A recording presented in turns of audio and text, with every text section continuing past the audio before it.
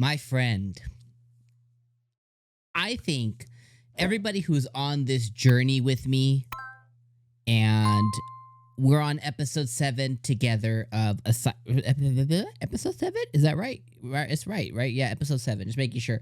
I've been messing up on episodes lately because sometimes it's like we're 7 weeks into the winter anime season, but there are some that launch like a week later stuff. So I've been messing up. So I want to make sure. But we're on week 7 of A Sign of Affection together, me and you. And I think that's really cool. And one of the things that I think I've noticed here as we watch A Sign of Affection together is obviously we're eating really, really good here with this show. And one of the things I was thinking about is it's so evident of how special this show is, but I think we can all recognize that just, first blush, first brush. But the thing is that I've really kind of honed in on is like the shows that we get like this, like A Sign of Affection, or like My Dress Up Darling, or like Horimiya. And I'm just first thing that comes into my mind. Mashoko Tensei, right? The things that you notice immediately is the writing. And we get a lot of shows that are very surface level, that they have a general like here's what the story is, but they kind of like they don't dive really deep into it very much so. And much like I think the best comparison to A Sign of Affection is My Dress Up Darling, and I'm going to bring this full circle, so stay with me here.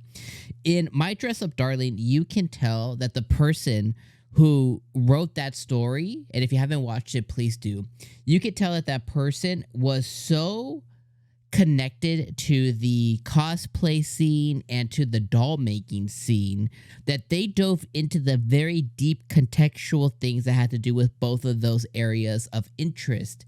And you can't write something like that unless you have an interest in it yourself or you live through it. Maybe the person who wrote it enjoys cosplaying themselves or has thought about it. Maybe they enjoy doll making. Maybe they thought about it. Maybe they have a family member. So when I think of A Sign of Affection, I'm not necessarily saying that the person who created this story is deaf themselves. Maybe they had somebody. Maybe they've met somebody. Maybe they've had a strong interest. Maybe they learned sign. We don't know exactly. And I guess you could do Google searches and stuff, but you could tell this person's really connected into this. And on top of being really connected into kind of really diving us into the world of sign and how the world views Yuki and how she views the world. On top of all of that, the romantic sense is so good with this episode, like the kiss. Like, there's no way that you and I didn't squeal at the kiss this episode, because I know I did. I went, oh, he kissed her. And that was just a really awesome moment. But, like, the romance that they're nailing with this show is just next level. It's next tier, and it's realistic, and that's what I really love about it, too. It's like you have these two folks who are apart, and I think one of the things I was thinking of as I was watching this is, like, you know how the people have that saying if you watch TikTok or if you're on Reddit or whatever, but you see girls posting stuff and it's like, oh, if he wanted to, he would. And that statement's a two-way street, because if she wanted to, she would. And this one shows Emma, right? And Emma has a strong interest in 𝐒𝐡𝐚𝐧𝐬𝐿, and her friends like, well, if he likes you this much, he'll do X, Y, and Z. If you like him, blah blah blah. This is just again a perfect example of like if he liked her, it would be happening already. And it's a perfect showing of if he wanted to, he would. If she wanted to, she would. Emma's the aggressor in this case, and 𝐒𝐡𝐚𝐧𝐬𝐿 has no interest.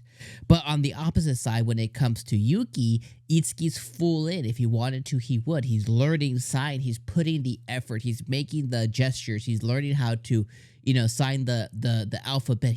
If he wanted to, he would. And it's a very realistic depiction of romance in the real world, and I just absolutely love that. Like, I'm in love with this show, and I just think again it's just really, really, really diving into the complexities of romance and into complexities of a romantic relationship with somebody with a disability. In this case, it's being deaf, and I just think it's just so brilliant.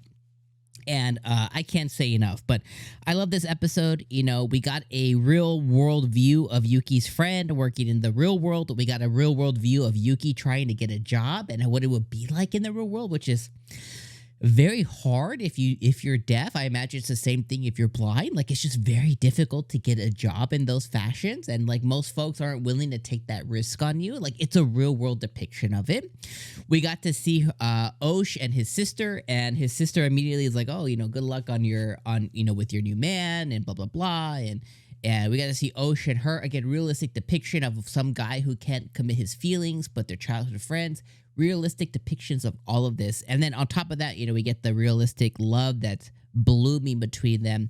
She took it as hug, he took it as kiss, and now they've taken their relationship to the next level. So much so that he now wants to he wants her to meet a very important person to him with a new friend, which is what we ended the episode on. I'm going to stop there because I can spend another 5, 10, 20 minutes gushing about this, and I won't. I'll cut it easy and say this episode, 10 out of 10. I effing love this episode. It was so good. And it's the writing that just takes me to that. It takes me to that ecstasy moment. It takes me to that next tier of just like, oh, it's just brilliant. It just is. It's just so good. All right. I'm going to see you guys next week. Peace.